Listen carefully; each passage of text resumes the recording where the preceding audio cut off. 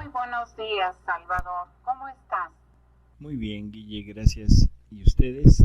¿Qué tal? ¿Cómo se encuentran ahora? Pues nosotros también aquí contentas, como cada reunión, cada encuentro que tenemos para nuestros diálogos divinos. Por cierto, hoy es el número 9. Y bueno, como hemos venido hablando tantos temas tan diversos, tan importantes y provechosos para nuestra vida, todos en el marco de la divina voluntad, bueno, pues como que hace falta en esto del cambio de nuestros modos, de nuestra vida, hablar un poquito sobre la oración. Hemos venido orando como nos han enseñado, pero ahora cambiando a estos modos divinos en los libros, en los escritos de Luisa Picarreta, pues la pregunta de hoy es, ¿cómo queda la oración, el rezo en la divina voluntad? Bueno, pues sí, Guille. Entonces vamos a tratar de hablar un poquito de la oración. La oración hasta la actualidad se ha tomado siempre como una forma de relacionarnos con Dios. Ha sido el mecanismo con el cual la criatura se acerca a su creador y generalmente tiene dos formas, dos maneras de hacerse. Una que es la oración mental, que es donde ponemos nuestra inteligencia centrada en Dios, tratando de ponernos en su presencia, y otra que es la oración vocal, que es repitiendo determinado tipo de, pues, entre comillas, de oraciones, de frases, de cosas que se han ido elaborando a través del tiempo para alabar, bendecir, reparar, amar, en fin, a Dios, pero siempre con estereotipos, o sea, como normas, como algo fijo que simplemente debemos repetir. Esta oración vocal, como decíamos, puede ser tan rutinaria, Guille, que nos permite que nuestra mente se pueda distraer. O sea, la mente puede en un momento dado disiparse y estar pensando en otras cosas, y nosotros seguir recitando oraciones.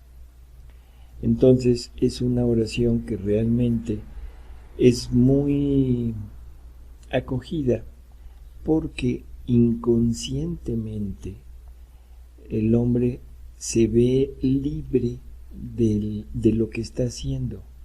No sé si me explico. La oración en sí me pone ante la presencia de Dios, pero nos es tan difícil mantenernos en esta presencia de Dios que buscamos la manera de podernos liberar.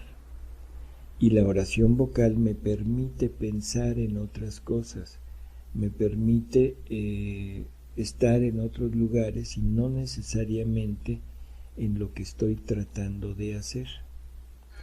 Por eso es que es tan buscada y se vuelve rutinaria, y es un hablar y hablar y hablar y hablar.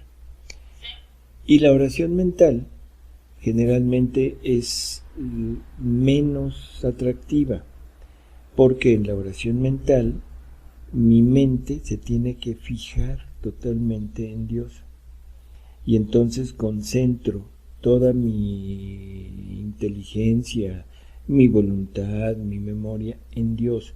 No puedo pensar en dos cosas al mismo tiempo. En este tipo de oración, como que nuestro espíritu está más cerca de Dios, ¿sí? Y es la oración ideal. Ahora, esta oración puede o no puede ir acompañada de la oración vocal. Pero la oración vocal cuando no va acompañada de la oración mental, es lo que hablábamos al principio. Es simplemente un disiparse, un rutinizarse en esa comunicación con Dios. Se hace como mecánica. Se hace mecánico y simplemente no tiene un valor hacia Él. Entonces son las dos formas de oración. Debería de existir otra, Guille, porque hemos oído mucho que hay que orar sin descanso, Sí. de día, de noche, ¿sí? O sea, entonces esta oración que nosotros ahorita expusimos no podría llevarse a cabo de día y de noche, continuo, porque debemos atender a otras cosas. Y ya lo dijimos, es muy difícil el poder tener nuestra mente dividida en dos. O sea, la mayor parte de las personas no lo podemos hacer. O sea, concentramos toda nuestra capacidad en algo y una vez que interrumpimos es cuando podemos pasar a otra acción. Por eso son las distracciones, por eso es tanta confusión que tenemos en nuestras actividades y en nuestros pensamientos. Entonces, cuando se nos dice que debemos orar continuamente, forzosamente debemos pensar que debe existir otro tipo de oración. Y este tipo de oración sería nuestra actitud, nuestros actos, que ya muchos de los santos de lo que tenemos en el canon lo empezaron a practicar. Tú recordarás un pasaje muy famoso de San Francisco de Asís, donde invita a uno de sus frailes a ir a predicar. ¿Te acuerdas de esto? Y que sale a caminar y el fraile que va con él va muy animoso, pensando en que van a hablarle al pueblo, a las gentes. Y después de unas horas de andar dando vueltas por el pueblo, regresan al monasterio. Y entonces le pregunta a San Francisco, le dice, bueno, ¿y no que íbamos a predicar? Entonces San Francisco le dice, ya predicamos, con nuestra actitud, con nuestra presencia, ¿sí? O sea, esto es como algo de decir, no se necesita la acción específica, sino existe lo que ahora nosotros llamamos un lenguaje corporal, un lenguaje en donde vamos dando a entender lo que queremos, lo que somos, lo que pensamos, lo que amamos, con nuestra sola actitud. Y podríamos pensar que debe existir una oración semejante a esta. ¿Sí? ¿Nunca habías oído eso de San Francisco? Creo que sí lo había escuchado. Así es. Sí, bastante ilustrativo. Bueno. Luego, la oración también, Guille, la hemos centrado generalmente en dos finalidades. La primera, que debiera de ser exclusiva, es unirnos con Dios para amarlo, para alabarlo, para repararlo, ¿sí? Esa como que es la mejor opción de oración. Pero existe otra oración que es oración de petición. Y la petición puede ser ya sea por aspectos morales, por aspectos espirituales o incluso materiales. Y entonces son como los dos grandes rubros de oración. Bueno, en este tipo de contexto debemos entender que Jesús nos deja una, ¿cómo diríamos? Una invitación a orar, a rezar, vigilad y orad para no caer en la tentación. ¿Te acuerdas? Mateo 26. Y que es necesario orar siempre y no desfallecer, que esto va más o menos acorde a lo que decíamos, una oración continua. Eso está en Lucas.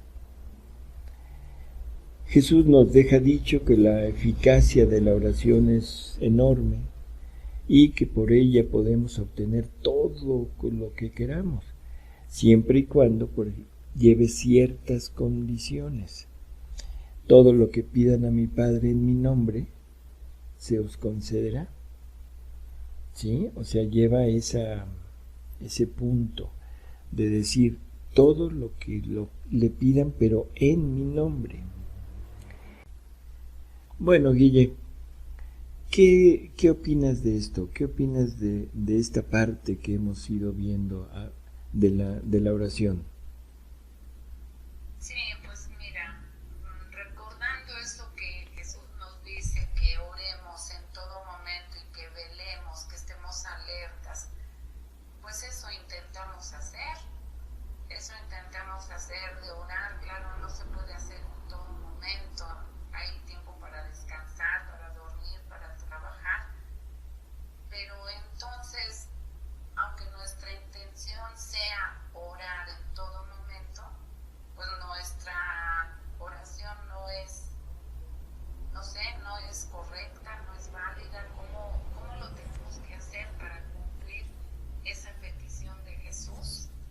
Porque sabemos que Él no nos pide cosas imposibles o difíciles, ¿no? Así es.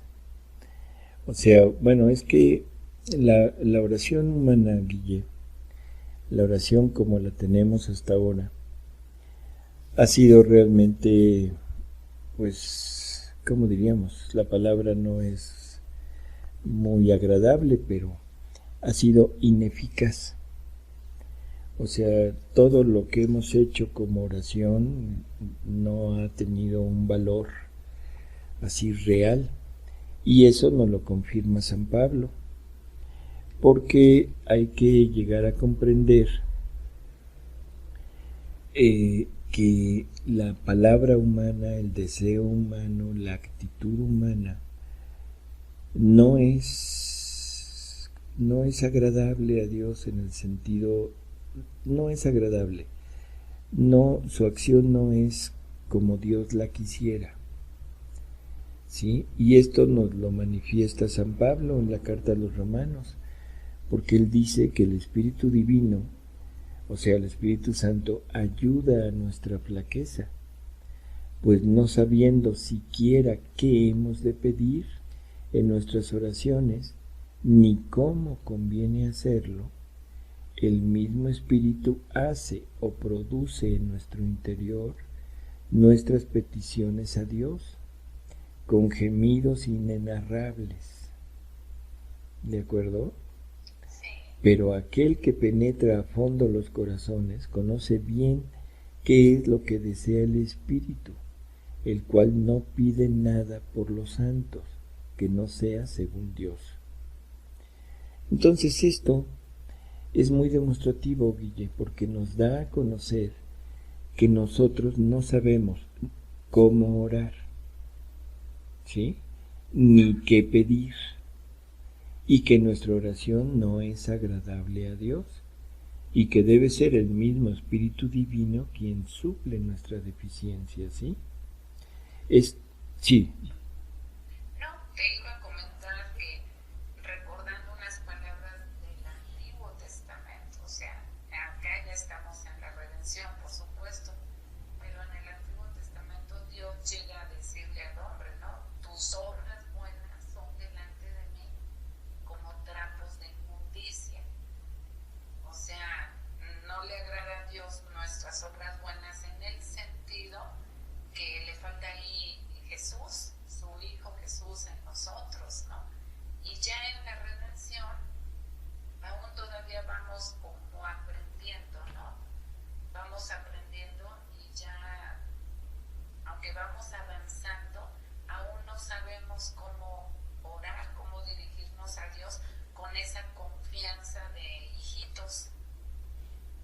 Así es. Con esa confianza y con esa seguridad de que somos escuchados. O sea, claro, Dios escucha siempre, pero la palabra que dijiste ahorita es bastante fuerte, ¿no? ¿Cómo fue? ¿Harapos? Sí, tus obras buenas delante de mí son como harapos de hilo. Así es. Y fíjate, entonces, bueno, fijándonos en el Antiguo Testamento, sabemos que ahora es diferente, pero nos da una idea de que lo que podemos hacer nosotros, pues ante Dios no es así lo máximo, ¿no? Porque Él había querido que viviéramos una vida semejante al Verbo, a su Hijo, y pues se perdió eso. Exacto.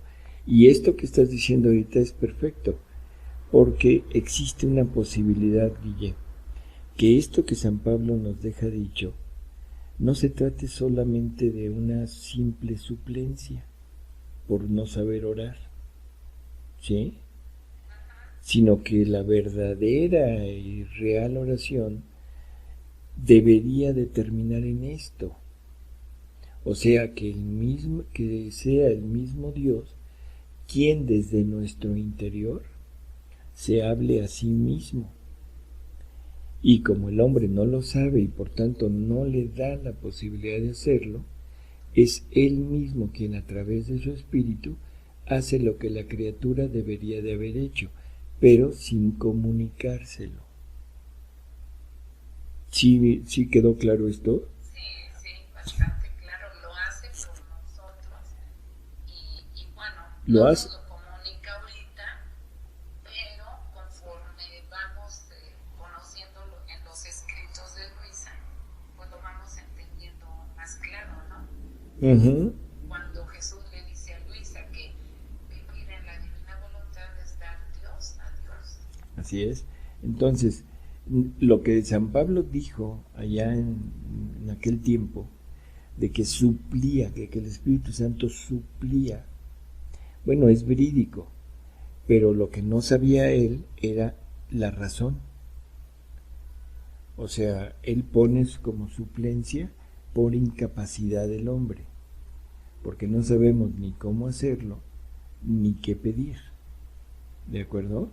Sí. Pero que ahorita lo ponemos nosotros como posibilidad, o sea, la posibilidad de que la verdadera oración pudiera ser esta. Y esto es algo curioso, Guille, porque si recordamos a Jesús cuando se iba a orar, sabemos que su vida estuvo siempre girando alrededor de esta oración, de esta forma de comunicación con su Padre. Y debemos entender que si es realmente tan importante la oración, que él basaba la mayor parte de su vida en ella, entonces la pregunta es, bueno, ¿y por qué no nos enseñó a orar? O sea, si te das cuenta, sus apóstoles convivieron con él 3 años. Sí. Y los 3 años los dejó sin saber orar. ¿No les enseñó? Sí, nada más en aquella ocasión que le piden, maestro, enséñanos a orar. Sí, pero el Padre Nuestro, bueno, te refieres a eso, ¿no? Sí, por usar las mismas palabras que estás diciendo. Sí, pero volvemos a lo mismo que ya lo hemos comentado. Cuando Jesús dice que se va a orar en las noches, yo no creo que haya ido a rezar Padres Nuestros. No, por supuesto. O sea, eso nos lo enseña a nosotros. Así es, pero también, por eso, espérame, ahorita la idea es, el Padre Nuestro es una oración que es un modelo de vida y que debería de ser como la guía de la verdadera oración. Después te lo voy a desmenuzar un poco, porque el Padre Nuestro no es una oración, es un modelo de vida y una guía de oración. Vamos a tantito hablar un poco antes de eso. Simplemente decir, bueno, Jesús no nos deja un modelo de oración. Nunca nos dice qué va a hacer cuando va a orar. En algunas ocasiones que sus apóstoles lo acompañan al huerto a orar, Él los deja en algún lado y les dice, oren. Y Él se aleja y se pone Él a orar aparte. Qué difícil poder congeniar esto con ese Jesús que nos pide que oremos. O sea, los deja orando en su medio, en su modo del Antiguo Testamento, que eso es lo que eran los apóstoles. Y Él se va a orar a su modo. ¿Sí? Entonces lo más probable es entender que era una oración de intimidad, o sea, Él no necesitaba orar para ponerse en la presencia de su Padre. Él vivía continuamente en la presencia de su Padre. Entonces, una vez que está en la presencia real con su Padre, ¿qué es lo que Jesús hacía? Yo creo que esta es una de tantas cosas que todavía tenía que decirnos, pero que en ese momento no podía hacerlo. Así es. ¿Sí? Entonces, por eso es que a los apóstoles los deja orando, pero a su modo, como ellos lo entendían, porque en ese momento no podía decirles cómo. Y en él, en su oración personal, ya se ponía a hacer lo que debería de haber hecho toda la humanidad. Bueno, esto, Guille, como que nos deja una pequeña luz de decir, bueno, realmente debemos entender que debe existir otro tipo de oración que no es la que hemos acostumbrado. Así es. Pero, desgraciadamente, esto implica un cambio. ¿Sí? Y siempre los cambios son muy difíciles de aceptar, Guille, sobre todo en cosas tan fundamentales como es nuestra vida espiritual. Sí, todo crecimiento duele, pero es necesario. Así es, todo crecimiento duele, lo dijiste perfecto, porque el crecimiento es abandono de la etapa anterior. ¿Sí? Sí. Entonces, la vida espiritual, creo que ya lo comentábamos en alguno de los programas de María Visión, que la vida espiritual es un continuo cambio, ¿sí? Un cambio total y absolutamente constante, y que es con miras de perfeccionamiento. Y lógico, como decíamos, el perfeccionarse lleva dos cosas. Primero, quitar lo anterior, y segundo, reconocer que lo anterior no era perfecto y que debemos abandonarlo. ¿Sí? Sí. Jesús le dice a Luisa, repitiendo un poco lo del cambio, dice que es necesario que la vida espiritual sufra varios cambios, y esto es para hacerla llegar a debida estatura y para volverla noble, bella y perfecta. Son palabras muy duras, terriblemente duras, sobre todo para nuestra mentalidad. Es necesario que nuestra vida espiritual sufra cambios para hacerla llegar a debida estatura, lo cual quiere decir que nuestra vida espiritual actual es chaparrita. ¿Sí? ¿Y qué quiero decir? ¿Qué quiero decir con chaparrita? Que no es adecuada, que no es lo que Dios quiere, que estamos bien porque vamos en camino, pero no es el final. ¿Sí? Y luego, para volverla noble, lo cual quiere decir que ahorita mi vida espiritual no es noble, no es bella y mucho menos perfecta. ¿Sí? Bueno, entonces, Le dice Jesús a Luisa, dice que la verdadera vida espiritual se concibe en su seno. Su sangre, su amor, su alimento la forman. O sea, perdón, bueno, la sangre de Jesús, el amor y el aliento de Él forman esta vida espiritual, que después la alimenta a su pecho. Le dice a Luisa, la fajo con mis gracias. ¿Qué quiere decir fajar en un niño, Guille? Poner, sostener, ¿no? Sostener y ponerle pañales. Sí. Porque para eso lo faja, ¿no? Sí, para que no se le salte el ombliguito. Ajá, y que no se le baje el pañal. Ajá. El ombliguito lo quiero dejar un poquito al lado porque como que no le encuentro mucha relación. Pero al pañal sí. Bueno. Yo al pañal le veo mucha relación porque el pañal quiere decir incapacidad. Bueno, El pañal quiere decir inmadurez. El pañal quiere decir dependencia. ¿De acuerdo? Sí, sí, desde ese punto de vista sí. Uh-huh. Entonces dice, la fajo con mis gracias. ¿Sí? Entonces, la gracia, eso que tenemos tan valorado en nuestra vida espiritual, es una faja de un niño recién nacido. ¿De acuerdo? Porque es necesaria para poder tener lo mínimo necesario, pero no es lo ideal. Y luego le dice Jesús a Luisa, luego paso a hacerla caminar con mis verdades. Pero no es mi deseo formar una niña juguetona, sino formar una copia toda semejante a mí. También palabras muy curiosas, ¿no?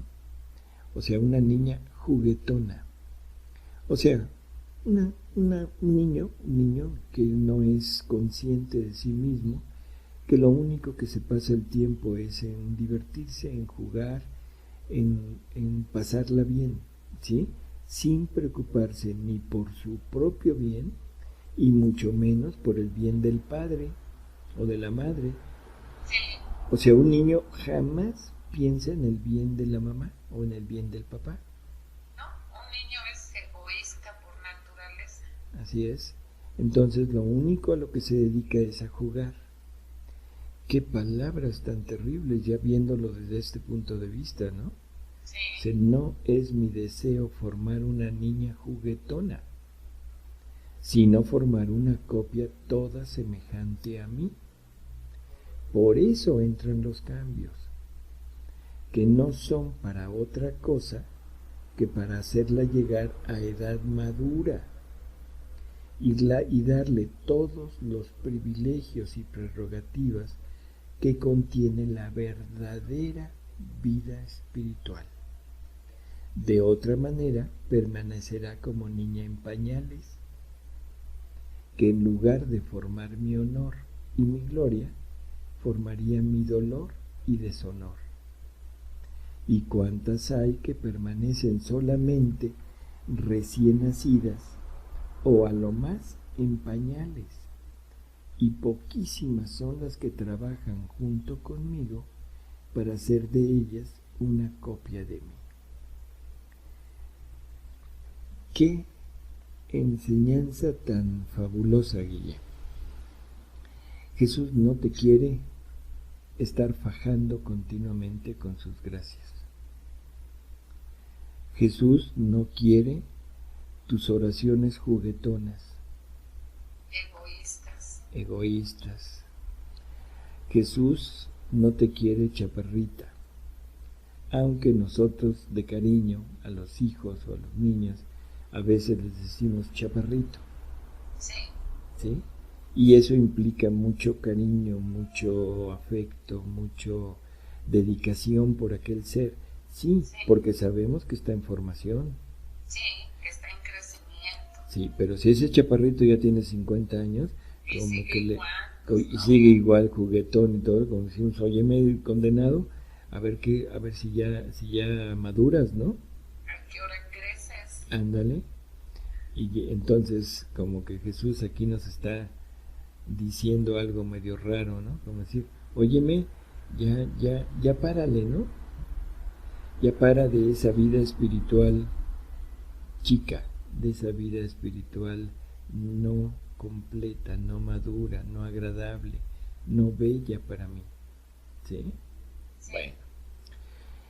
Entonces, como no nos quiere en ese estado, es por lo que nos va haciendo crecer. Estos cambios que ya han sucedido a lo largo de toda la historia de la humanidad, yo dividiría a la humanidad en el plano de la oración y del acercamiento a Dios en 4 etapas. La primera etapa, Guille,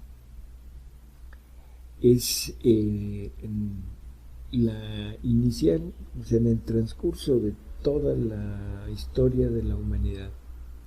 Solamente 3 personas han sido creados siguiendo el modelo que Dios tenía en su mente, ¿sí?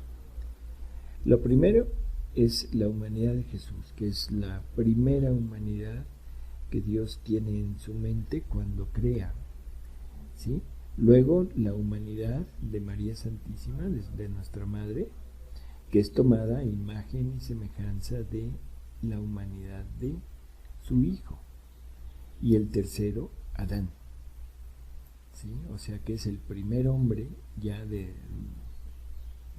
que aparece en la historia y que fue puesto como cabeza de la misión humana y que al cual Dios le da todas las prerrogativas necesarias para ser imagen y semejanza del Verbo encarnado. Ahora, en estos 3, pero ahorita me quisiera yo centrar en Adán, porque es el que nos queda más cercano. En este ser, en nuestro Padre, o sea, vemos definitivamente cuál es la primera y única manifestación de religiosidad, o sea, lo que debe ser. A Adán Dios no le da oraciones, Dios no le da leyes, Dios no le da normas, no le da sacramentos, no le da nada, ¿de acuerdo? Sí. Entonces, esta religiosidad de Adán no era a base de manifestaciones externas, de oraciones, de cultos, prácticas inventadas por él mismo, ¿no? Que es lo que generalmente hacemos. Sino que era una relación que era la experiencia misma de la divinidad en el interior de él, ¿sí? Y que por medio de su mismo obrar, de sus mismos actos, iba engrandeciendo la experiencia que Adán tenía de Dios. O sea, había un crecimiento de Adán en la divinidad. Bueno, esto es exactamente lo que a semejanza de lo que iba a pasar en la humanidad de Jesús. Y es exactamente lo que pasó en la humanidad de María. Era una experiencia constante, continua de la divinidad en ellos. Y que en los actos de ellos era un estar en continua presencia y unión con Dios, sin necesidad de orar. Porque, como recuerdas, la oración para nosotros es llegar a la presencia de Dios, ponernos en la presencia de Dios. Ellos ya no lo necesitaban, porque vivían continuamente en esa presencia y en esa experiencia de Dios, ¿de acuerdo? Podían crecer en esa experiencia, podían desarrollarse, pero no modificado por cosas humanas. Y en este aspecto es como la escritura nos dice que Jesús crecía la humanidad, Jesús crecía en esta experiencia de unión con Dios continuamente en todos sus actos. Entonces, con Adán no había necesidad de prácticas especiales. Toda su vida, los actos más naturales, era unión con Dios. Y así duró hasta que vino la desobediencia y lo que ahora conocemos como pecado original, que es en ese momento cuando Adán, perdiendo todos estos dones que se le habían dado, o sea, los dones sobrenaturales, Adán queda en una condición de carencia, ya no tiene lo que le había sido dado, y ahora entra la necesidad, forzosamente la necesidad de pedir y de orar para ponerse en la presencia de Dios. ¿De acuerdo? Entonces, hasta ahí, hasta el momento anterior al pecado original, es la primera etapa de manifestación de religiosidad.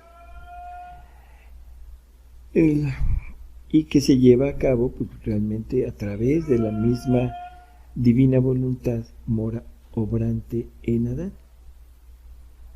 ¿Sí? Sí. Y esto concuerda perfectamente con las palabras de Jesús, que dice, hija mía, mi voluntad es todo y contiene todo. Y además es principio, medio y fin del hombre. Por eso, al crearlo, no le di leyes, ni instituí sacramentos, sino solo le di al hombre mi voluntad, porque era más que suficiente, estando en el principio de ella, para encontrar todos los medios para llegar no a una santidad baja, sino a la altura de la santidad divina. Creo que es exacto con lo que habíamos hablado. O sea, Adán, en ese momento de su creación, su religiosidad era experimentar a Dios en él. Sí, No vivirlo, no buscarlo, estaba en él. Dios estaba en Adán y Adán estaba en Dios. Formaban un solo, no sé si decirlo así, pero un solo ser. ¿De acuerdo? sí. Y era a imagen y semejanza de Jesús, que forma un solo ser con su divinidad, la humanidad unida a la divinidad, que esa es la manifestación perfecta. Claro, Adán ya no tenía necesidad de la oración, teniendo en cuenta que la oración es la forma o la manera que la criatura tiene para ponerse en la presencia de Dios. Sí, y es lo que pide Jesús en su oración sacerdotal, ¿recuerdas? Padre, que sean uno, como tú y yo somos uno, lo que acabas de referir, que era Adán con Dios. Así es. Así es. Bueno, entonces una vez que viene la desobediencia, Guille, la pérdida de todos los dones que le habían sido dados a Adán, entra la segunda etapa de religiosidad en el hombre. Y esto aquí recuerda que Dios en el momento de la caída le hace la promesa de un redentor. Y desde ahí en adelante la justificación, la santidad de la persona dependen de su fe y de la forma como se adhieran a dicha promesa. ¿Sí? Y esto se basa en lo que Adán, el mismo Adán, transmite a sus descendientes, que aunque habían perdido ya el conocimiento infundido de Dios, pero lo poquito que le quedó a la inteligencia humana alcanzaba a recordar que fue un hombre creado, que había un creador, que hubo una falta, que nos salimos de su plan y que en un futuro iría a venir un redentor. Entonces, aquí es donde se basó la segunda etapa de la religiosidad, en la adhesión o no a esa promesa. Y el hombre empieza a tener carencias. Ahora el hombre es el único ser en todo lo creado que carece de lo elemental. ¿Sí? Como no fue creado como animal, sino fue creado como unión con Dios, todas sus satisfacciones debían venir de Dios. Y Dios era el que se iba a encargar de satisfacer todas las necesidades del hombre. En el momento que el hombre pierde esa prerrogativa, el hombre queda inferior a los animales, porque el animal tiene asegurada su subsistencia, cuando menos en lo material, o sea, por las leyes impuestas por Dios. Yo no conozco ningún animal que trabaje para comer. ¿Tú sí? Pues el ecosistema es un orden. Así es. Y los animales tienen asegurada su subsistencia, porque siempre permanecen en el punto en que fueron creados. Ellos no necesitan orar. Y como son irracionales, bueno, no tienen la capacidad de saber que existe un creador y de alabar a su creador, aunque la divina voluntad, que es la que los creó, la que los sostiene, a través de sus actos naturales, de los animales o de las plantas o de los seres creados, es una continua alabanza a Dios, pero es Dios alabando a Dios a través de las cosas, ¿sí? No las cosas. Entonces el hombre es el ser más necesitado y empieza a hacer las primeras prácticas de culto. Acuérdate del ofrecimiento de las primicias de trabajo que hacían Caín y Abel, ¿sí? La voluntad humana vuelve prácticamente esclavo al hombre y tenemos necesidad de todo, absolutamente de todo, y sentimos que estamos siempre en peligro, y todo lo que obtenemos lo obtenemos por medio de oraciones y de un trabajo muy fatigoso. Luego sabemos que viene el diluvio, se acaba prácticamente toda la humanidad, salvándose una familia nada más. Y una vez que ellos salen del arca y empieza de nuevo la humanidad a desarrollarse, se empiezan a multiplicar las formas de culto, las prácticas religiosas, y aparece la oración ya como tal, que ya no es un diálogo personal con Dios como era antes, sino que ahora son alabanzas de una criatura a un ser superior. Y hay muchas formas de oración, de alabanza, de gloria, de amor, de confianza, de petición, ¿sí? Y ejemplo de esto pues están los salmos, todas las oraciones del Antiguo Testamento, ¿no? Bueno, así dura esta etapa hasta que viene Jesús.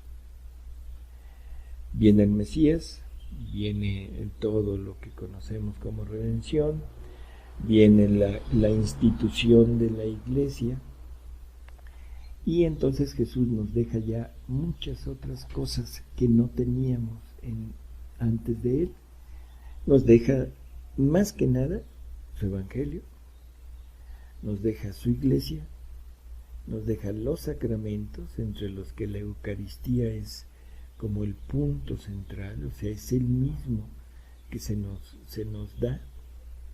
Nos deja la confesión, que es la forma de estarnos restituyendo nuevamente a la amistad con Él. Ya si faltamos, si fallamos, ya no quedamos excluidos de Dios como en el Antiguo Testamento. Ahora podemos reintegrarnos, ¿sí? Y nos deja el modelo de la oración continua que nos da, que nos da Él, como decíamos hace un momento, por medio de su oración en el huerto. Nos da tips de cómo orar, ¿sí? O sea, nos da ciertas normas para decir, cuando quieras orar, hazlo de esta manera. Por ejemplo, aquel de cuando quieras orar, o sea, no entra en tu habitación, ¿sí? Y ahí en lo secreto, ora con tu Padre que está en lo secreto. Nos deja dicho que no por mucho hablar, vamos a ser oídos. Sí.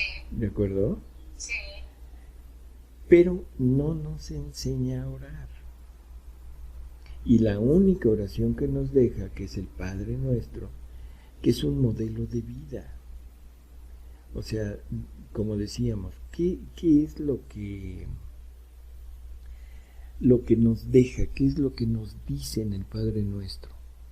Bueno, primero nos dice que existe un ser infinitamente superior, creador de todo, pero que no quiere ser alabado como creador, como Dios, como ser superior, ¿de acuerdo? Porque las primeras palabras de la oración es Padre Nuestro. O sea, no se quita toda la, no sé cómo decirlo, ese concepto que se tenía de Dios. Y esto es un cambio, hablando de los cambios, infinito. Para el judío, ya de ese tiempo, el Yahvé, el Dios de los ejércitos, era innombrable.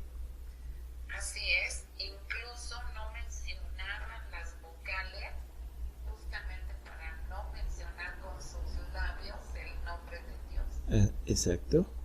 Entonces imagínate, porque hasta ahorita, hasta ahorita los cambios que ha habido pues no han sido muy drásticos.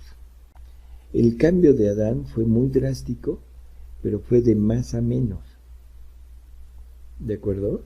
Sí. Y ahí fue natural el cambio, porque a la hora de ya no sentirlo como vida, de ya no experimentarlo en él, lógico se vio en la necesidad de orar, porque la oración siempre nace de la carencia.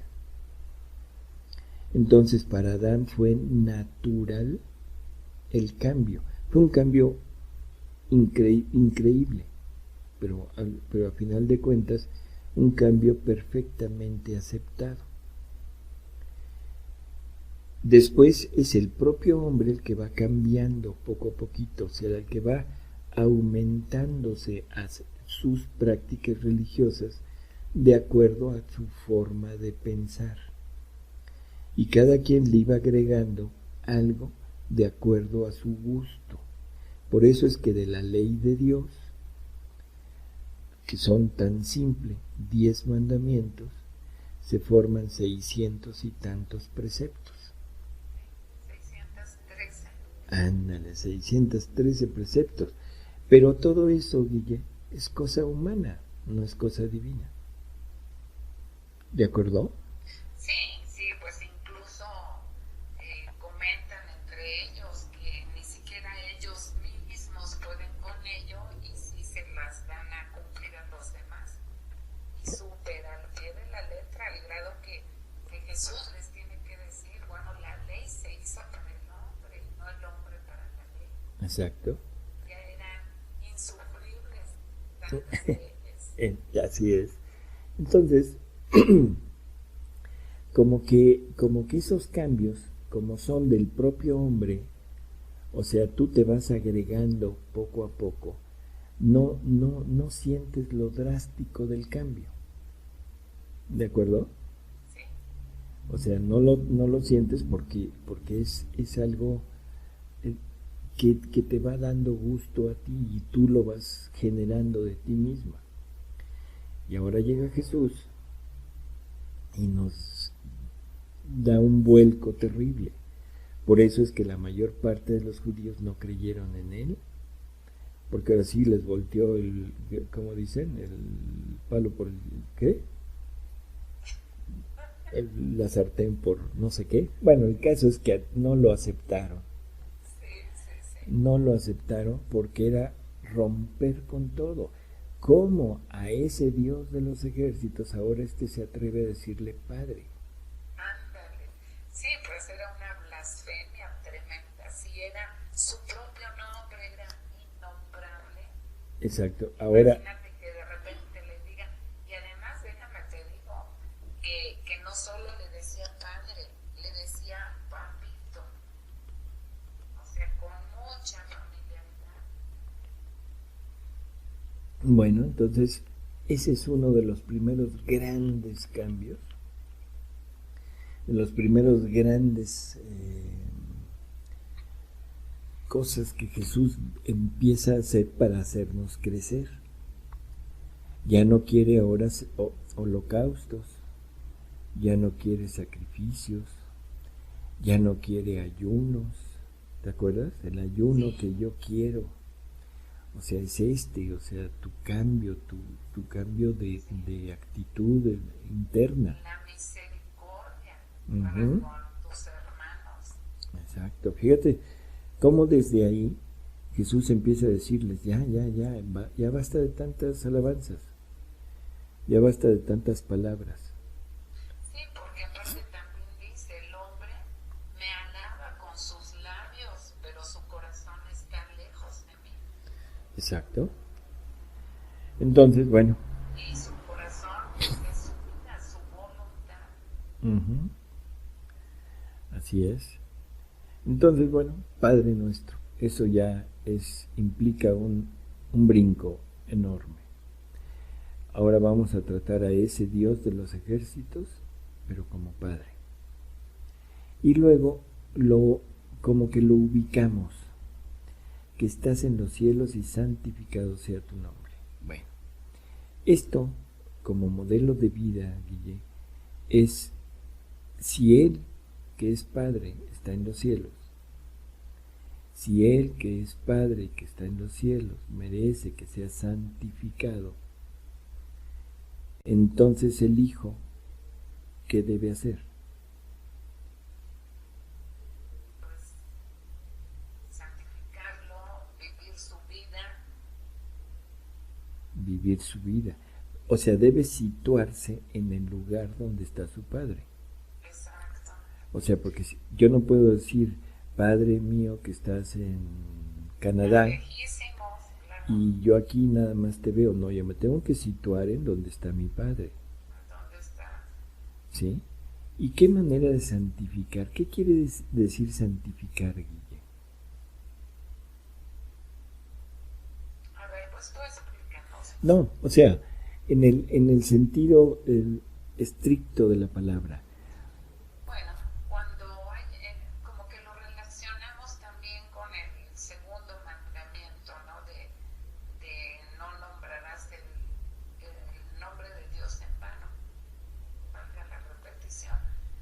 O sea, santificar a Dios es pues ponerlo justo en donde debe estar Dios en tu corazón. Así como es. Lo primero, lo santo, pues también como cuando Jesús dice sean perfectos como mi Padre es perfecto, pues agradarlo con una vida que Dios espera de nosotros.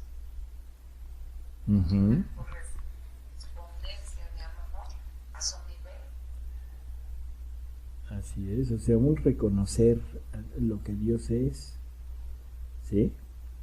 Un reconocer, un situar a Dios en el lugar que le corresponde, un tenerlo siempre en el lugar, en el estado, no sé, que debe tener, ¿sí? Eso es lo que siempre deberíamos de hacer, es santificar su nombre.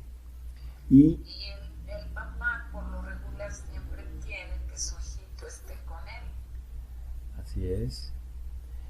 ¿Qué manera más perfecta de santificar, de reconocer a ese Dios y a un Dios que lo estamos aceptando como Padre, que no una forma de santificarlo es poniendo al Hijo en donde está el Padre.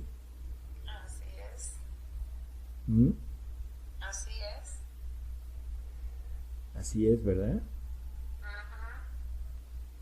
Entonces, bueno, ¿qué quiere decir esto? Bueno, quiere decir que me debo situar junto con Él en donde Él está. ¿Sí? Sí. Y es dedicarle a Dios una cosa, y lo que le voy a dedicar es a su propio Hijo, que soy yo. No sé si me explico. Santificar quiere decir dedicar, ¿sí?, una cosa a Dios. Yo voy a santificar su nombre, voy a santificarlo a Él. ¿Cómo? Poniéndome, o yo, dedicándome yo a Él. No se entiende, ¿verdad? Yo pienso que sí, pero si tienes una manera de explicarlo, o sea, santificar a Dios también lo entendemos, o sea, lo quiero entender como lo estás explicando, es pues santificarme a mí, bueno, dejar que Dios ¿sí?, me santifique a mí, para yo, que soy hijo de Él, palabra de Él, fiat de Él, pues lo pueda honrar, ¿no? Exacto. Mi propia vida, que sería la vida, pero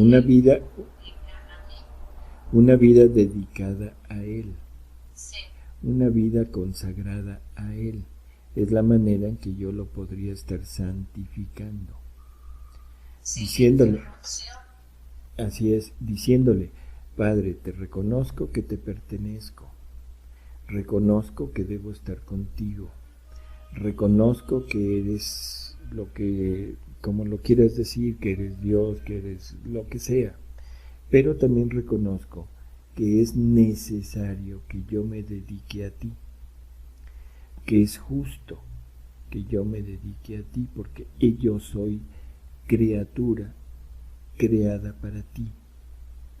Entonces, de alguna manera tengo que ponerme yo en ese punto de santificarlo, de reconocerlo y todo, y aparte de decirle: yo, criatura tuya, te santifico dedicándome a ti, dándote lo que tú quieres tener desde toda la eternidad.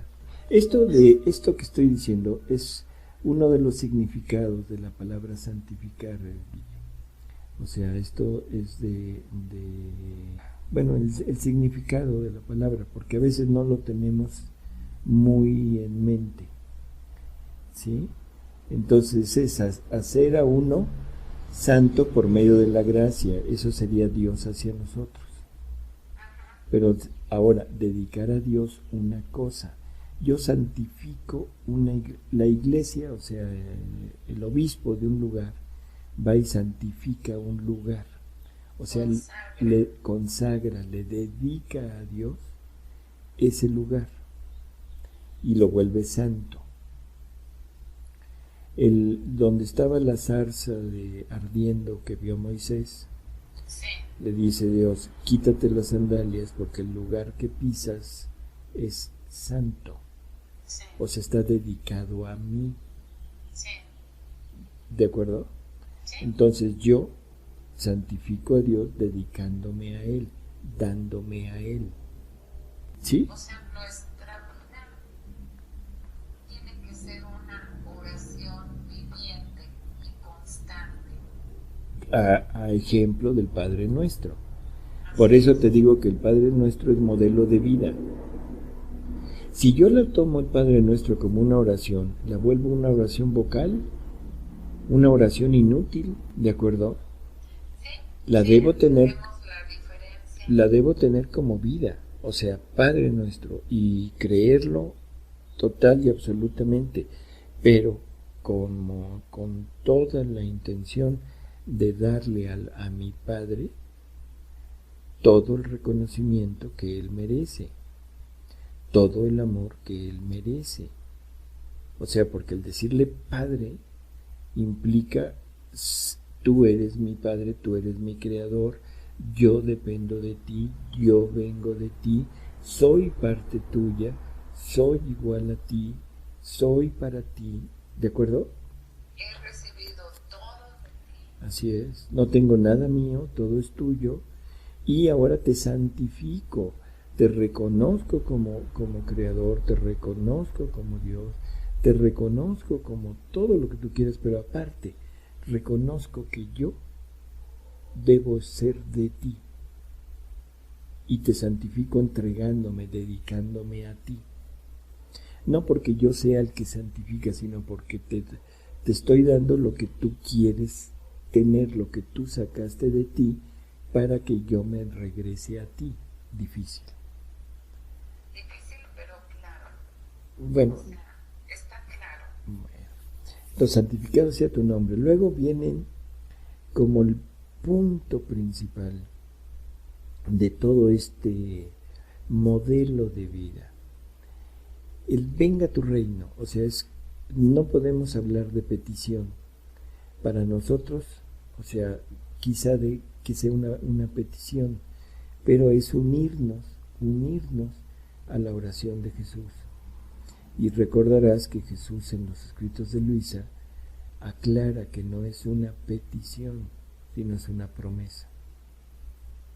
¿Te acuerdas? Sí. O sea, Él nos deja la firme convicción de que este reino va a venir. Entonces nosotros nos debemos unir a ese reino anhelantes. O sea, ya no como petición de venga, sino es seguro que va a venir, pero que ya sea. O sea, como apresurarlo. Y venga tu reino, ¿en dónde? En mí. En medio de mí y en medio de mis hermanos. Pero que venga en mí. Y el reino de la divina voluntad, el hágase tu voluntad como en el cielo, en la tierra. O sea, que ese modelo de oración que Jesús, de ese modelo de vida que Jesús nos deja ya indiciado el camino hacia la vida en la divina voluntad. O sea, ahí es a donde debemos llegar y que esto se haga ya. Y luego vienen... Y bueno, perdón, te interrumpo tantito. Decimos tanto la oración del Padre Nuestro porque, como lo mencionaste al principio del diálogo, es lo que conocíamos. Por eso tomamos el Padre Nuestro como modelo de oración, pero ahora, y se vuelve a recordar las palabras de Jesús, aún tengo mucho que decirles, pero ahorita no pueden con ello.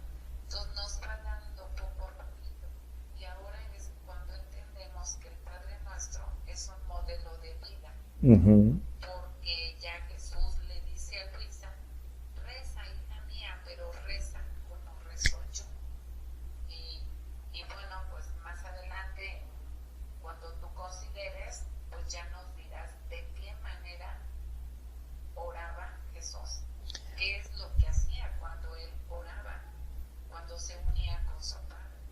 Por eso, es que mira, ahorita lo que intento hacer es dar una idea de lo que ha sido la oración hasta ahora. Sí. O sea, y estos cambios que Jesús nos va trazando en nuestra vida, ¿no? Sí. Entonces te digo, este Padre Nuestro que es un modelo de vida, ¿sí? Y entonces, ya con esto,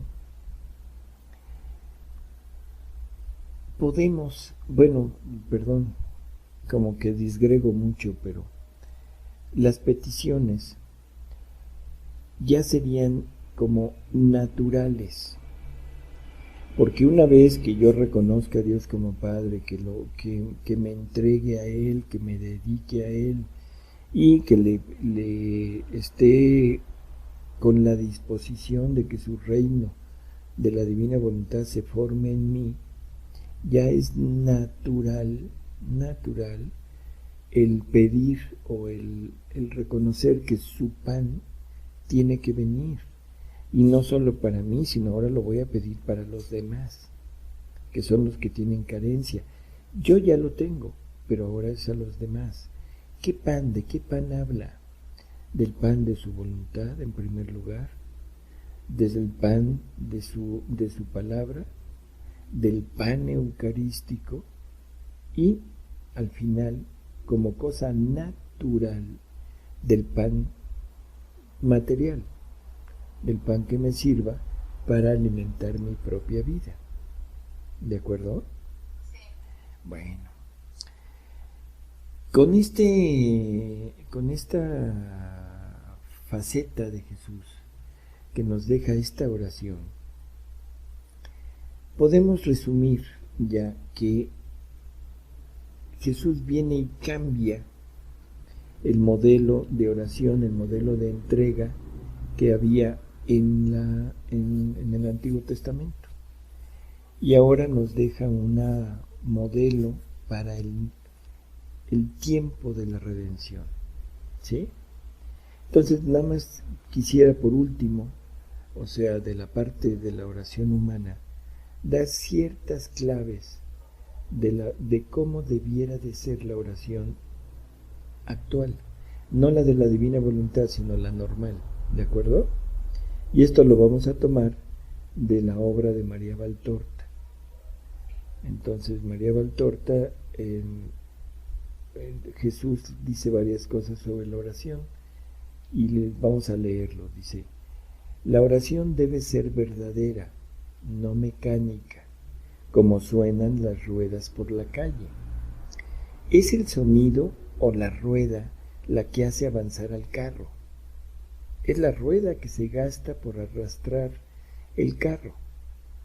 La misma diferencia existe entre la oración vocal, mecánica, y la plegaria activa. La primera es sonido, no más.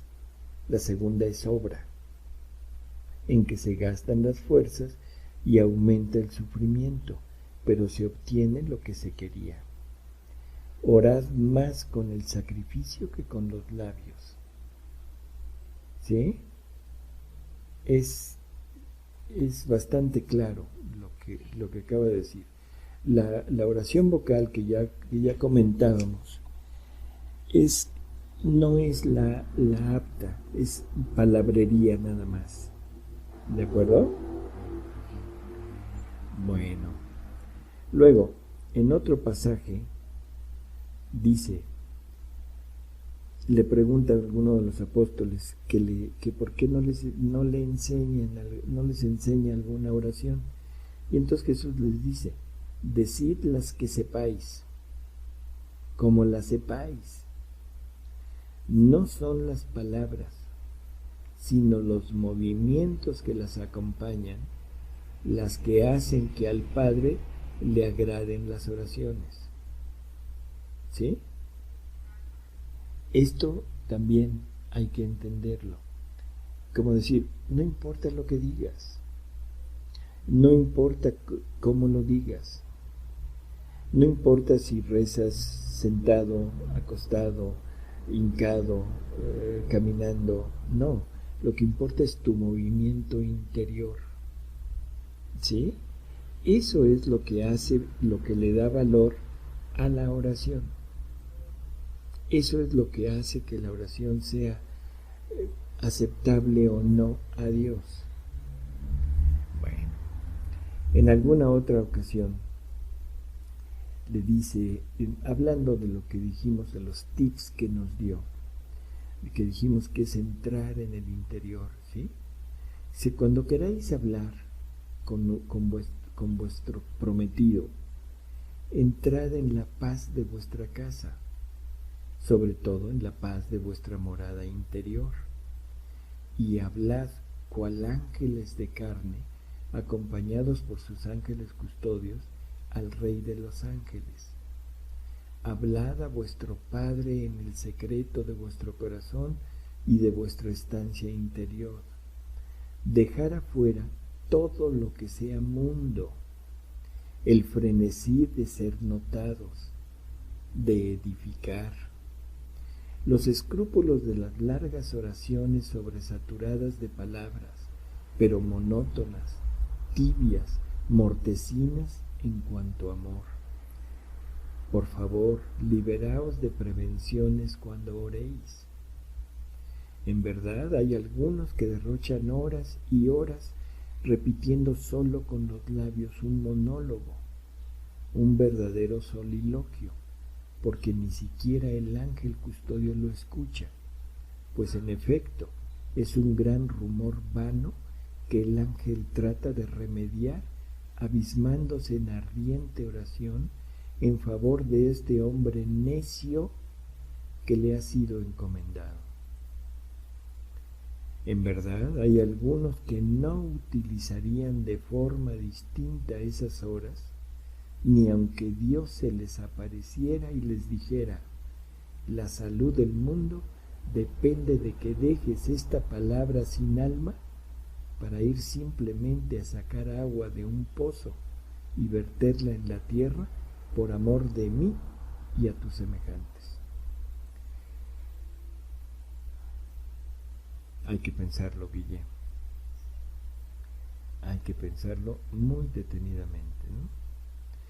Dice, en verdad hay algunos que consideran más valioso su monólogo que el acto cortés de recibir en modo acogedor una visita, o que el acto caritativo de socorrer a un necesitado. Son almas que han caído en la idolatría de la oración. La oración es acción de amor. Bueno, qué diferentes cosas, ¿verdad? Nos centran en nuestra realidad. Uh-huh. Porque pues también te miras, te revisas a ver qué estás haciendo con tu oración. Así es. Porque debe ser terrible tener a una visita de alguien muy amado y ignorarlo y ponerse a mirar por la ventana o al espejo, que es lo peor. Jesús no se anda medias tintas. Así es. Dice, pero quiero ponernos en guardia contra un fácil error. Entre los creyentes hay paganos cuya religión es un amasijo de supersticiones y fe, un edificio profanado en el que han echado raíces hierbas parásitas de todo tipo, hasta el punto de que éste se va desmoronando y al final se derrumba. Son paganos de la religión verdadera, débiles en la fe y el amor que sienten que su fe muere. Débiles en la fe y en el amor, que sienten que su fe muere cuando no se ven escuchados. No hagáis como ellos. Esa es otra cosa que hay que pensarlo muy detenidamente, ¿sí? Creo que con esto, Guille, podemos terminar la parte de la oración como la conocemos hasta ahora, y que es sobre todo lo que Jesús opina de esta oración. Así es. Hasta aquí hemos estado hablando totalmente de las primeras 3 etapas del hombre, lo que habíamos dividido. Y hemos tratado de analizar lo que ha sido la oración a través de todo este tiempo. Bueno, ahora, Guille, llega el momento de ponernos, a enfocarnos en este nuevo contexto de la divina voluntad. Y empezaríamos a hablar de la cuarta etapa de religiosidad. Todo lo anterior, no importa lo grande que sea, no sirve para restituir al hombre a su punto de origen.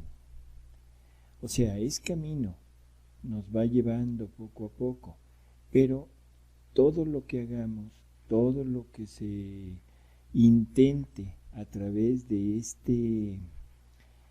de estas prácticas no lograrán crear en nosotros la santidad que tenía Adán antes del pecado original, o sea, la santidad divina. O sea que todo lo que hagamos, como dije, no importa lo grande que sea, no sirve para restituirnos a nuestro punto de origen. Nos acerca, eso sí.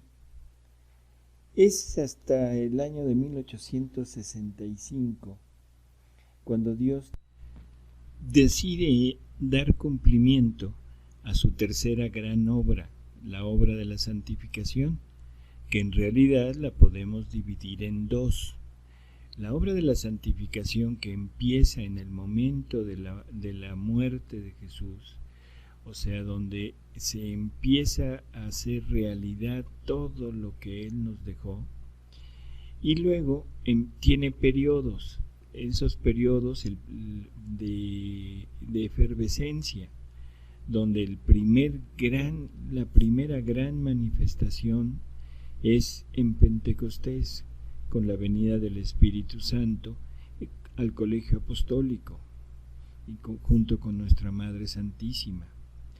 Pero hasta ahora siempre ha sido la santificación nada más, y en estos momentos esta obra de la santificación pasa a la gran obra completa, que es la divinización de la criatura.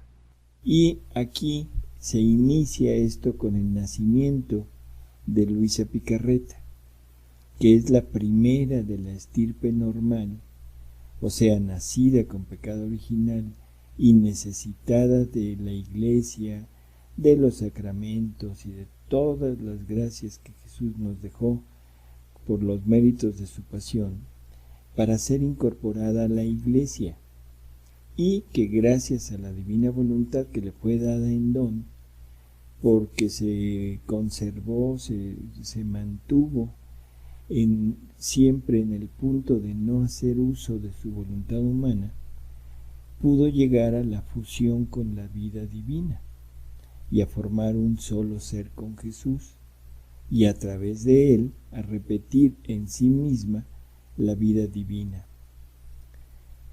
En el Edén, en el paraíso, en el momento de ser creado nuestro primer padre, o sea, Adán, el primer acto que hizo él al abrir sus ojos a la luz del día, ese acto lo podríamos considerar como la oración perfecta, aquella que debiera ser modelo para la oración de todos los que anhelamos vivir como él, fundidos en el querer divino.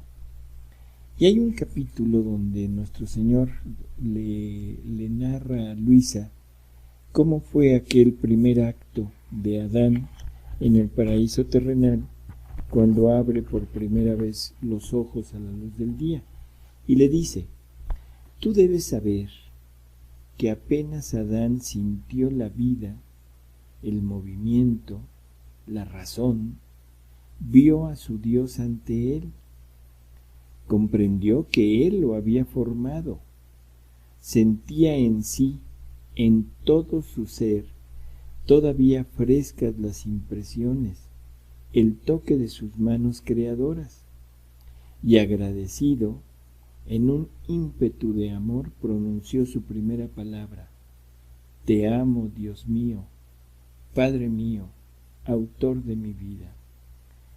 Pero no fue solo la palabra, sino que el respiro, el latido, las gotas de su sangre que corrían por sus venas, el movimiento, todo su ser unido a coro dijeron: te amo, te amo, te amo. Así que la primera lección que aprendió de su Creador, la primera palabra que aprendió a decir, el primer pensamiento que tuvo vida en su mente, el primer latido que formó en su corazón fue: te amo. Se sentía amado y amó. Podría decir que su te amo no terminaba jamás. Fue tan prolongado que solo fue interrumpido cuando tuvo la desgracia de caer en pecado. Por eso nuestra divinidad se sintió herida al oír sobre los labios del hombre, te amo, te amo. Era la misma palabra que nosotros habíamos creado en el órgano de su voz que nos decía, te amo. Era nuestro amor, creado por nosotros en la criatura, que nos decía, te amo. ¿Te das cuenta, Guille? ¿Te das cuenta de lo que está diciendo aquí? O sea, en primer lugar, es el primer movimiento de Adán, pero es un movimiento que es todo él. O sea, todo Adán se pone en movimiento para decir te amo. O sea, no solo la palabra, sino todo, su vista, todos sus sentidos, todos sus órganos, todo lo que era él, se vuelca en ese te amo. Y la clave de eso, para hacer eso, es que se sintió amado y amó como correspondencia. Pero amó con lo que Dios le había dado, y lo que Dios le había dado era Él mismo. Por eso dice, era la misma palabra que nosotros habíamos puesto en el órgano de su voz, que nos decía te amo. Era nuestro amor creado por nosotros en la criatura que nos decía te amo.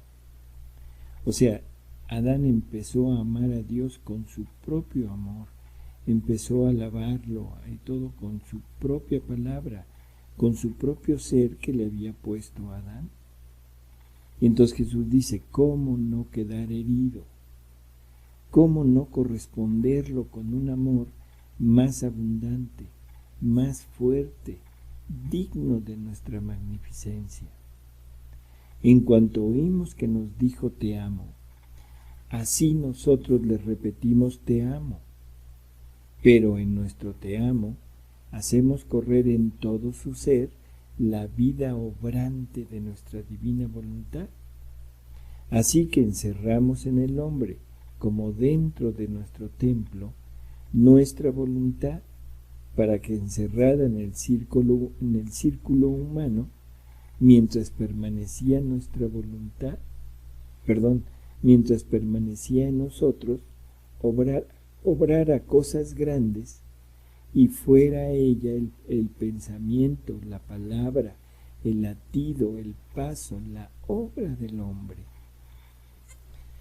Esta es, Guille, la clave de todo, que es lo que siempre hemos tratado de decir, tratado de dar a entender. Es Dios mismo poniéndose en la criatura como vida. O sea, entonces ya no es la criatura con su voz diciendo te amo, sino con la voz de Dios. Ya no es la criatura amando a Dios con su amor, sino amándolo con el amor de Dios. Ya no es la vida de la criatura, una vida humana, creada, finita, la que se entrega a Dios, que es lo que decíamos hace unos momentos, cuando hablábamos del santificarlo. Santificar tu nombre, sí, pero ahora te voy a santificar porque me estoy consagrando a ti, me estoy dando a ti, pero tú en mí. Recordarás que Jesús le dice a Luisa que el vivir en la divina voluntad es darle Dios a Dios. Y eso es exactamente lo que Él quiere. Así es. Esto es darle a Dios lo que Él quiere, Guille. Esto es darle Dios a Dios, pero Dios Él en mí, para que yo voluntariamente se lo entregue a Él. Y eso es lo que Él ha anhelado desde toda la eternidad. No las oraciones, no el culto, no en las prácticas de regreso, sino ya quiere estar con su criatura, tal y como Él la crió. Continúa Jesús diciéndole a Luisa, ve entonces cómo el principio de la vida de Adán fue un acto pleno de amor hacia Dios de todo su ser. ¡Qué lecciones sublimes! Cómo el principio del amor debía correr en todo lo obrado por la criatura. Y esa es la explicación del orar siempre, continuamente, sin descanso, sin pausas, cuando nuestra vida, que es la misma divina voluntad, se ponga en cada acto de nosotros como vida, y entonces el acto que hagamos ya no es un acto que tiene un principio, tiene un desarrollo y tiene un fin. Y eso es porque el acto humano es finito, pero el acto divino es infinito y eterno. El acto divino es vida. Y cuando yo amo a Dios, con el amor divino, con la voluntad divina, se convierte en vida, y la vida tiende a generar, continuamente está generando, y entonces todo lo que hagamos se convertirá en amor, en un amor hacia nuestro Creador, hacia nuestro Dios, hacia nuestro Padre, y Él se verá gratificado por un amor constante, continuo. ¿De acuerdo? Esta es la maravilla de esto, de este vivir en la divina voluntad. Por lo tanto, bueno, ¿dónde quedó la oración como antes? En ningún lado, Guille. Totalmente en ningún lado. Nuestra sola presencia, nuestra sola existencia es un acto de relación de amor para con Dios. Ahora parece que todo esto es algo exagerado y generalmente nos aflige mucho dejar lo que siempre hemos hecho, pensando que lo anterior, lo que aprendimos, lo que acostumbramos, es lo bueno, y que si no lo hacemos, estamos faltando, estamos cometiendo una terrible traición a nuestro Dios. Y no es cierto. Lo que estamos haciendo es que si lo dejamos, estamos cometiendo una traición a mi costumbre, a mi gusto, ¿sí? O sea, y por eso es que trato de regresar siempre a aquello, o trato de congeniar lo antiguo con lo nuevo. Imagínate si Jesús hubiera pensado de la misma manera y hubiera dicho, bueno, que se quede lo antiguo junto con lo nuevo. Ahorita estaríamos yendo a misa y saliendo a sacrificar un becerro. O sea, suena absurdo, suena ilógico. Así es. O sea, ¿por qué? Porque es combinar el camino con la meta de ese camino, el destino. Es no haber entendido que todo lo anterior nos conducía a esto. Bueno, en Mateo 5:17 dice Jesús, no penséis que he venido a abolir la ley o los profetas. No he venido a abolirlos, sino a darles plenitud. Bueno, ¿qué nos está diciendo Jesús en esto? Esto es refiriéndose a todo lo anterior, o sea, todo lo anterior que no se quita, sino que les da plenitud. Y ahora pensamos que ahorita tampoco se debe quitar lo que acostumbramos, y que simplemente el vivir en la divina voluntad sería como continuación de lo mismo, a darle plenitud, y las cosas son totalmente diferentes. Entendemos mal. Él no viene a abolir la ley. Bueno, ¿cuál era la ley? Los 10 mandamientos. Eso es el principio, es el fundamento, es lo básico para poder vivir de la divina voluntad. Eso no lo puede abolir.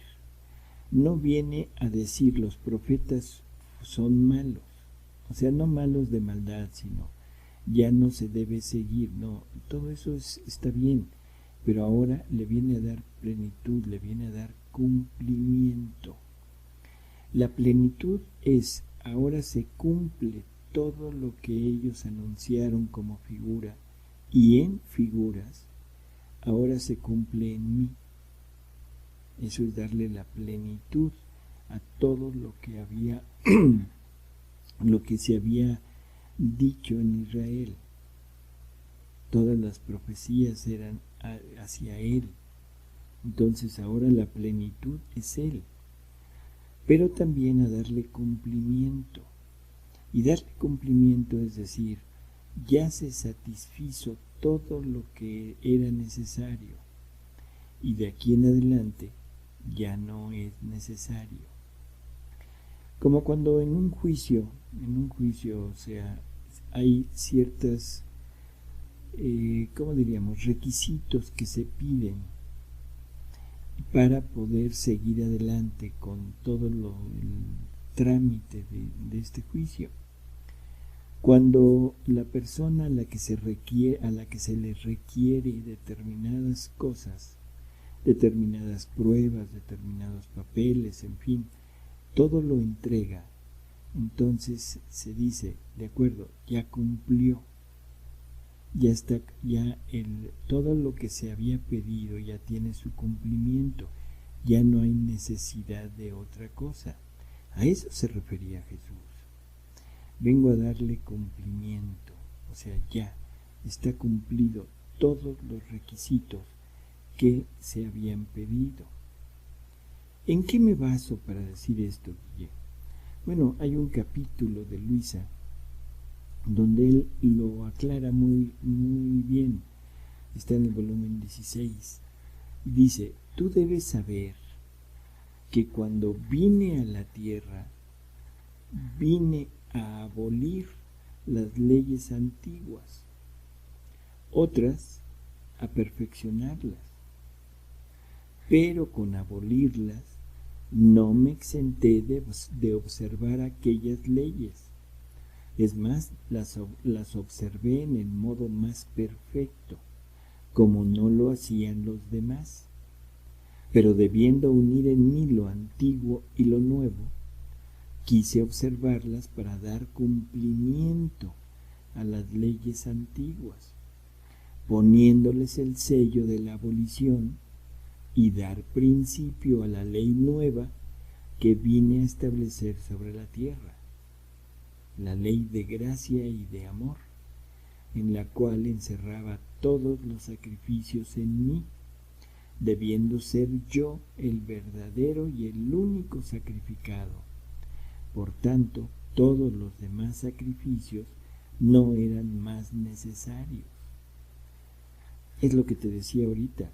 Imagínate que vas a misa, asistes al sacrificio del Hijo de Dios, asistes al sacrificio del Cordero que se entrega por todos, y luego sales y te pones a sacrificar un becerro. Totalmente absurdo. ¿De acuerdo? Bueno, esto es en el tiempo de Jesús. Ahora escucha lo que dice. Ahora, querida hija mía, queriendo hacer de ti una imagen más perfecta de mí y dar principio a una santidad tan noble y divina, cual es el fiat voluntas tua como en el cielo así en la tierra, quiero concentrar en ti todos los estados de ánimo que han habido hasta ahora en el camino de la santidad. Y a medida que los pasas y los vives, haciéndolo en mi querer, yo les doy el cumplimiento, los corono y embelleciéndolos, les pongo el sello. Todo debe terminar en mi voluntad, y donde las otras santidades terminan, la santidad de mi querer, siendo noble y divina, las tiene por escabel a todas y dan a ella su principio. Por eso déjame hacer, hazme repetir mi vida, y lo que hice en la redención con tanto amor, ahora con más amor quiero repetirlo en ti, para dar principio a que mi voluntad, sus leyes sean conocidas. pero quiero tu querer unido y perdido en el mío. De acuerdo, a Luisa era necesario, por requerimiento de Dios, que se cumpliera determinado tipo de actos, de acciones en la santidad humana. Y es Luisa la que viene a completar, es Luisa la que viene a vivir eso que faltaba y darle cumplimiento a todo lo que Dios había pedido de la familia humana para volver a dar su voluntad. Y en Luisa se cumple, en Luisa Jesús le da plenitud a todo lo que había pedido del ser humano y le pone el sello totalmente, y le pone el sello porque todo debe terminar en su voluntad. Todo lo anterior era camino, la meta es su voluntad. Ahora vamos a vivir de su voluntad, y lo que antes era una figura, igual que el sacrificio del cordero, de los animales, de la tórtola o de la vaca, el buey o como sea, eso era una figura, y ahora es Jesús que viene a ser el único sacrificio que redime a toda la humanidad. Ahora para nosotros en la divina voluntad es algo semejante. Cuesta mucho trabajo, sí, cuesta muchísimo trabajo. Por eso es que los judíos no aceptaron a Jesús, porque venía a romper con todo lo que ellos creían. Fíjate bien, lo que ellos creían que era totalmente insustituible, y no lo quisieron aceptar. Nosotros nos va a costar un trabajo enorme, igual que a los judíos. Ahora al católico, al cristiano, le cuesta un trabajo pavoroso pensar que todo lo anterior se debe dejar para pasar a algo superior, y pensamos que no hay algo superior, y tan lo pensamos que lo queremos poner a la par. Ahora hablando ahora de la oración, quiero poner mis rezos humanos, mis rezos basados en la virtud y todo, y los quiero poner a la par y junto con la vida en la divina voluntad. Lo que Dios quiere no es que le rece, lo que Dios quiere no es que ore, lo que Dios quiere es que viva, que lo viva a Él, que lo deje vivir en mí, para que ahora sea Él el que se alabe desde mí, el que se ame desde mí. Y esto no tiene nada que ver con la práctica antigua, igual que nada tiene que ver el sacrificio del cordero, bueno, del animal, de los animales que hacía el judío, con el sacrificio de Jesús.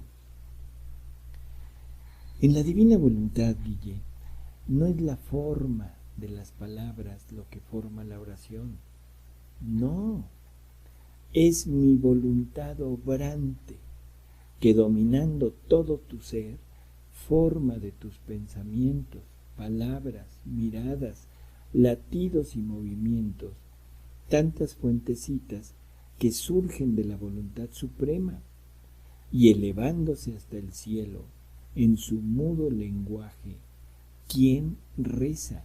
¿Quién ama? ¿Quién adora? ¿Quién bendice? En suma, ella le hace hacer lo que es santo, lo que pertenece al ser divino. Esta es la nueva oración. Es su voluntad obrante dominando en todo nuestro ser. Lo que hace, convierte, transforma mi acto natural en oración, pero en una oración divina, o sea, en vida divina. Creo que la diferencia es clarísima, Guille. No hay posibilidad de poderme equivocar. Sí existe la posibilidad de no quererlo hacer, de querer pensar, decir que eso está mal y que yo debo de seguir actuando con lo anterior. Puedo decir que puedo seguir rezando, pero ahora rezo en la divina voluntad. Bueno, no está mal, no es algo malo. ¿Puedo rezar en la divina voluntad? Sí, porque el rezar es un acto y lo que Dios quiere de mí son actos hechos en su voluntad. Pero ese acto es indiferente. Lo mismo da si estoy rezando que si estoy tomándome un vaso de agua. Lo mismo da si estoy rezando que si estoy durmiendo.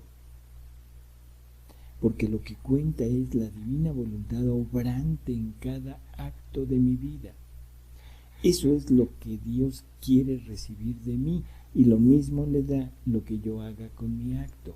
Por lo tanto, mi acto que antes de la divina voluntad era meritorio, por favor, fíjate lo que dije, meritorio, la divina voluntad no anda buscando méritos.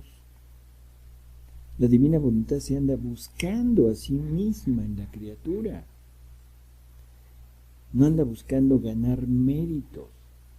Y la criatura, si quiere conservar sus propios méritos, está perdiendo el valor de la vida divina en ella, porque al querer lograr méritos, ya se puso fuera de la vida divina. Bueno, tú dijiste hace rato, Guille, en un capítulo, hablaste de un capítulo donde Jesús le dice a Luisa, reza, pero reza como rezo yo. Es decir, vuélcate toda en mi voluntad y en ella encontrarás a Dios y a todas las criaturas. Y haciendo tuyas todas las cosas de las criaturas, las darás a Dios como si fuera una sola criatura. Porque el querer divino es el dueño de todas. Y pondrás a los pies de la divinidad los actos buenos para darle honor y los malos para repararlos con la santidad, potencia e inmensidad de la divina voluntad a la que nada escapa. Y continuó Jesús diciéndole a Luisa, esta fue la vida de mi humanidad en la tierra. Esta era la vida de mi humanidad. Por cuán santa era mi humanidad, tenía necesidad de este divino querer para dar completa satisfacción al Padre y redimir a las generaciones humanas, porque sólo en este querer yo encontraba todas las generaciones, pasadas, presentes y futuras, y todos sus actos, pensamientos, palabras, etc., como en acto. Y en este santo querer, sin que nada me escapara, yo tomaba todos los pensamientos en mi mente, y por cada uno en particular, yo me presentaba ante la Majestad Suprema y los reparaba. Y en esta misma voluntad descendía en cada mente de criatura, dándole el bien que había impetrado para su inteligencia. ¿Te das cuenta? Esto es lo que Jesús hacía en su vida. Esto es lo que Jesús quiere que hagamos nosotros. Y esto no se logra con la oración tradicional. Esto solamente se logra con la voluntad divina obrante en mí. Este es el modo de orar, este es el modo de vivir en esta unidad con Dios.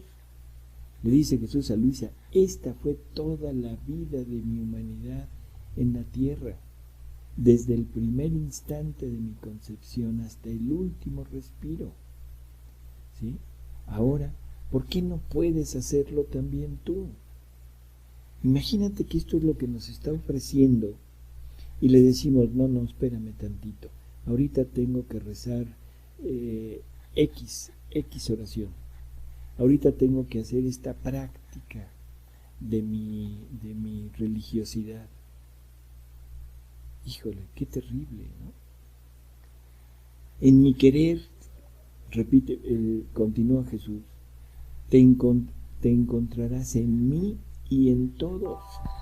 Harás mi vida, rezarás como yo, y el Padre Divino por esto quedará contento, y todo el cielo te dirá, ¿quién nos llama en la tierra? ¿Quién es quien quiere encerrar este santo querer en sí, encerrando a todos nosotros juntos? Y cuánto bien no puede obtener la tierra haciendo descender el cielo a la tierra. Bueno, pues es algo para meditar, algo para tener no sé cómo decirlo, un parámetro para ver cómo debe ser mi oración. En otro capítulo, la Virgen, bueno, está Luisa y se presenta la Virgen. Y está Luisa diciéndole a ella, oye mamá, enséñame a rezar. Yo no sé rezar. Y entonces la Virgen agregó, dice, las oraciones más potentes sobre el corazón de mi hijo y que más lo enternecen es cuando la criatura se reviste con todo lo que él mismo obró y sufrió, habiendo dado todo eso como don a la criatura.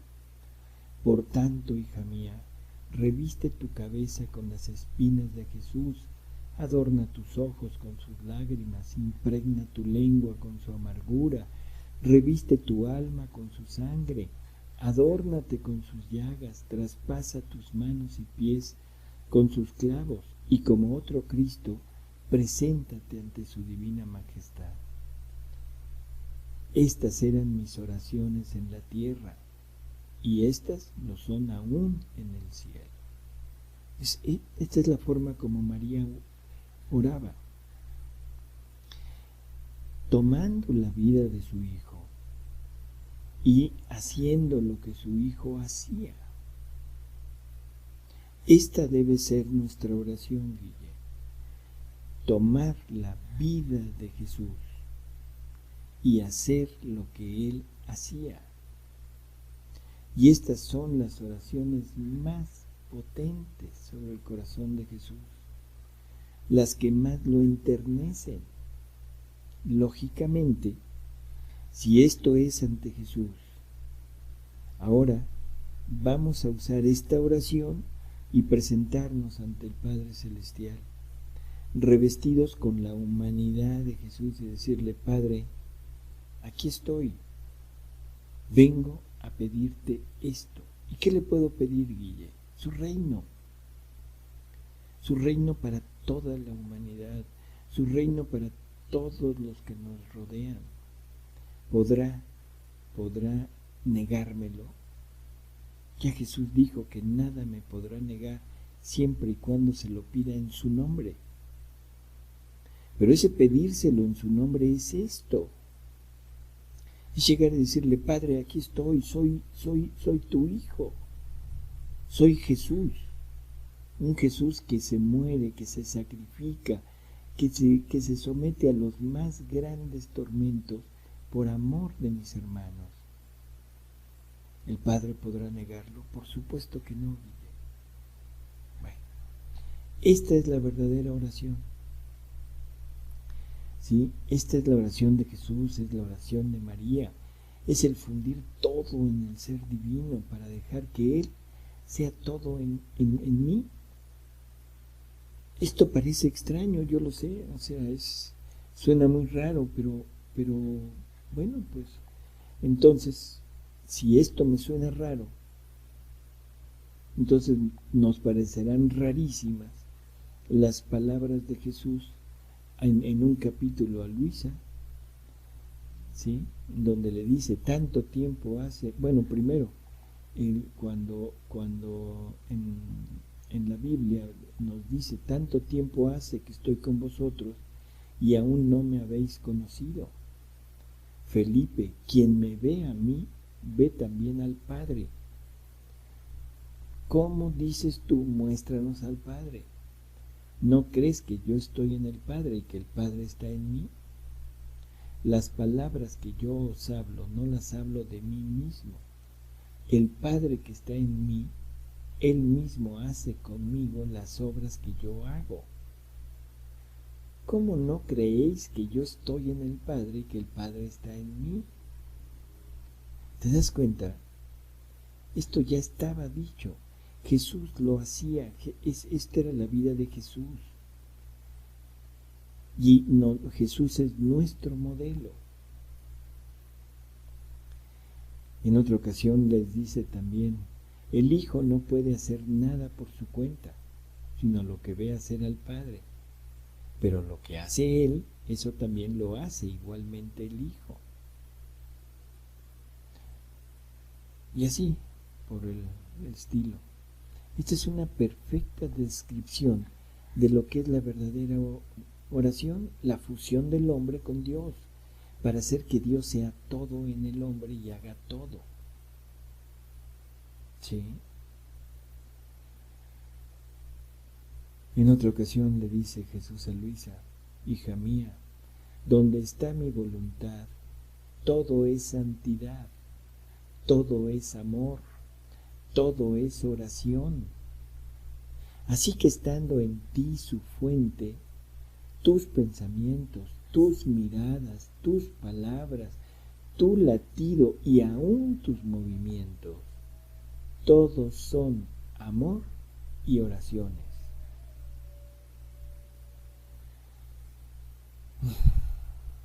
No es la forma de las palabras lo que forma la oración. Es mi voluntad obrante. Es mi voluntad obrante dominando todo tu ser. Tus pensamientos, tus palabras, tus miradas, tus latidos. Todo. ¿Sí? Porque todo esto es la verdadera fusión con Dios, formando fuentes que surgen de la voluntad suprema, pero se vienen a formar en la criatura. ¿De acuerdo? Todo en nosotros es oración. Todo lo que hacemos es sagrado. Todo es oración. Aún las cosas más indiferentes. ¿Qué te parece un bostezo? ¿Qué te parece el dormir? Un pestañeo, un parpadeo. Bueno, pues eso es oración si se practica en la divina voluntad.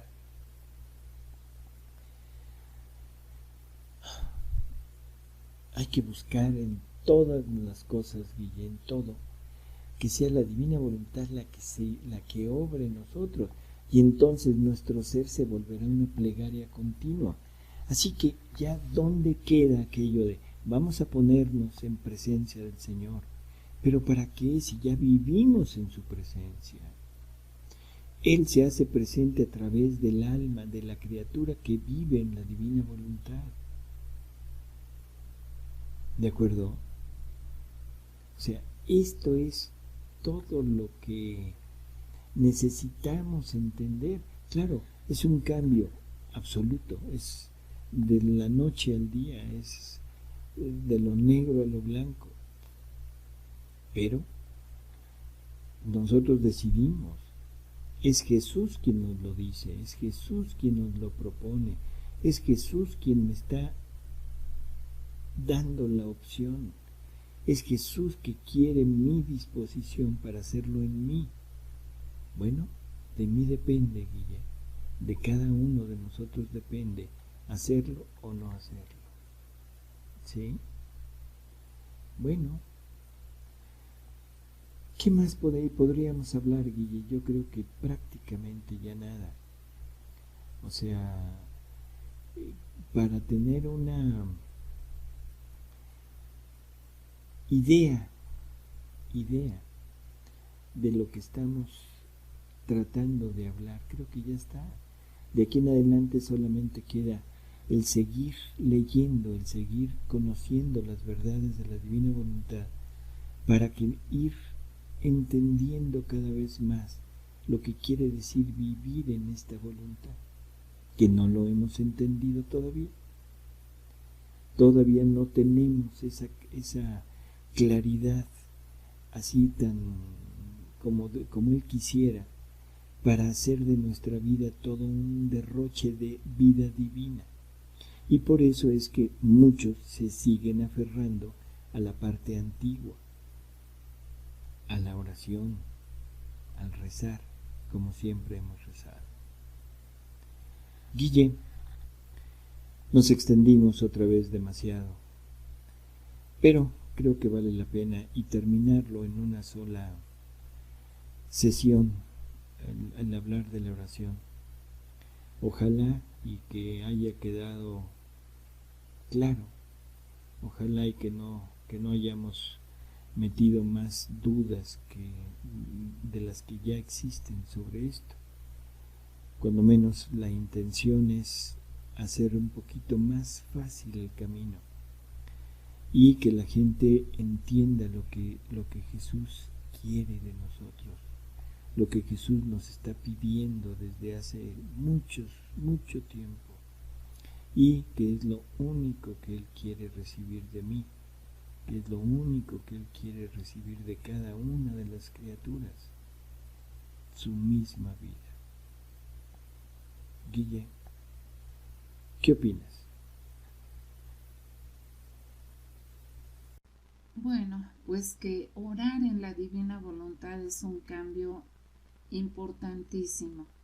Entendemos que este nuevo modo de orar que le enseña Jesús a Luisa es justamente como oraba Jesús toda su vida desde el primer instante de su concepción hasta su último respiro para continuarlo en el cielo y en el Santísimo Sacramento. Jesús le hace una pregunta a Luisa y le dice: ahora, ¿por qué no puedes hacerlo también tú? Unida a mi voluntad conmigo, nada es imposible. Tener presente a Dios y a todas las criaturas. Esa pregunta y esa propuesta también nos llega a nosotros con este conocimiento, pero que no se quede solo ahí en nuestro conocimiento, sino hacerlo vida en nuestro corazón. Esa es la propuesta de Jesús, de que empecemos a orar como Él oraba, para darle la gloria completa al Padre. Salvador, ha sido muy valiosa como siempre todo lo que nos has compartido, esta luz de cómo orar en la divina voluntad. Te agradecemos totalmente todo lo que nos compartes y bueno, pues estaremos pendientes al siguiente encuentro de estos diálogos divinos.